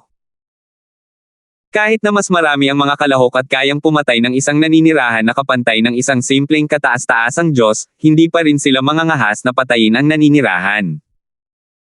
Tutal, ang pagpatay lang sa isa sa kanila ay magpapatawag ng paglitaw ng mga naninirahan na kapantay ng mga intermediate na kataas-taasang Diyos. Sa oras na iyon, gaano man sila karami, tiyak na mamamatay sila. Lalo na ang mga namamagitan na kataas-taasang Diyos, ang mga kalahok ay maaari lamang pumatay ng mga simpleng kataas-taasang Diyos kung magsasanib puwersa sila at kung ang mga simpleng kataas-taasang Diyos ay hindi gagamit ng mga kilalang banal na artifact at umaasa lamang sa kanilang mga banal na enerhiya, mga batas, at apat na daos ng langit at lupa. Ang mga naninirahan sa Destiny Canyons, na siyang mga kataas-taasang Diyos, ay naunawaan ang tunay na apat na daos ng langit at lupa, hindi lamang ang kanilang mga panimulang anyo. Maging ang mga advanced na Emperor of God sa Destiny Canyon ay napagtagumpayan ang mga panimulang anyo ng apat na daos ng langit at lupa kahit na wala silang mga kilalang banal na artifact na may kumpletong kaluluwa ng artifact. Bukod pa riyan, ang mga naninirahan ay mayroong halos walang katapusang supply ng banal na enerhiya sa Destiny Canyon, hindi tulad ng mga kalahok. Kaya naman, kung magtatagal ang laban at hindi mabilis na matatalo ng mga kalahok ang kanilang mga kalaban, sila ay mahuhulog sa isang hindi magandang posisyon at mamamatay. Hanggat sapat ang ating lakas, hindi natin kailangang matakot sa mga naninirahan sa Destiny Canyon na naghahanap ng gulo. Lahat sila ay lumilipat sa puso ng canyon, at hanggat mas mabilis tayo kaysa sa kanila, hindi nila tayo maaabutan. Tama iyan. Bukod pa rito, pagkatapos tumawid sa isang tiyak na distansya, hindi na sila uusad. Sa oras na iyon, hindi natin sila makakasalubong maliban kung babalik tayo at malalagpasan sila. Marami sa mga matataas na emperador ng mga Diyos mula sa mga banal na kaharian ay lubos na tiwala sa kanilang lakas at hindi masyadong nag-aalala. Ang mga naninirahan ay hindi mapakali at magdudulot ng kaguluhan ng ilang panahon pagkatapos nating makapasok sa Destiny Canyon. Hindi ko alam kung gaano katagal magtatagal ang kaguluhan, ngunit alam kong dadalhin tayo sa puso ng Destiny Canyon. Mas mapanganib ito sa puso ng Destiny Canyon. Hindi lang maraming makapangyarihang naninirahan doon, kundi kailangan din nating makipaglaban sa mga mula sa iba pang mga banal na kaharian. Natural lang iyan dahil ang labanan sa puso ng Destiny Canyon ay hudyat ng pagtatapos ng labanan ng mga banal na kaharian. Sa panahong iyon, ang mga nakaligtas ay ipadadala palabas ng Destiny Canyon. Sinasabing ang mga namamatay sa canyon ay hindi talaga namamatay. Sa halip, mawawala ang kanilang pakiramdam sarili at magiging mga naninirahan sa Destiny Canyon. Ang mga naninirahan na nakasalamuhan natin dati ay maaaring totoong mga tao noon. Maaaring sila ay mga taong namatay sa canyon noon. Madali lang silang matukoy. Ang mga orihinal na naninirahan ay walang kitang-kitang banal na artifact. Ang mga kalahok na naging naninirahan ay mas nakakatakot dahil hindi lamang sila nagtataglay ng kitang-kitang banal na artifact, kundi pasibo rin nilang makakabisado ang apat na daos ng langit at lupa pagkatapos maging naninirahan sa Destiny Canyon. Ang kanilang lakas ay nakakatakot. Tama iyan. Ang isang kalahok na mas mahina kaysa sa iyo ay maaaring maging mas malakas kaysa sa iyo kung siya ay mamatay at maging isang naninirahan sa Destiny Canyon. Habang lumilipas ang mga araw, maraming tao ang inaasahan ang kaguluhan mula sa mga naninirahan sa Destiny Canyon. Gayunpaman, marami sa kanila ang nanatiling kalmado at patuloy na naghahanap ng mga hindi inaasahang engkwentro o pumatay para makakuha ng mga puntos. Kung tungkol naman kay Alvin, matapos niyang patayin ang dalawang advanced Emperors of Gods mula sa Crimson Origin Divine Kingdom at makuha ang dobleng gantimpala, nakatumbas ng gantimpala sa pagpatay sa apat na advanced Emperors of Gods sa ilalim ng normal na mga pangyayari, umatras siya upang makuha ang mga enerhiya mula sa mga gantimpala. Sa kasalukuyan, ang kanyang pag-unawa sa batas ng kalawakan, sa Mastery Dao, at sa Sword Dao ay napakalalim. Bukod dito, mayroon din siyang mahusay na pag-unawa sa kanyang kapangyarihan.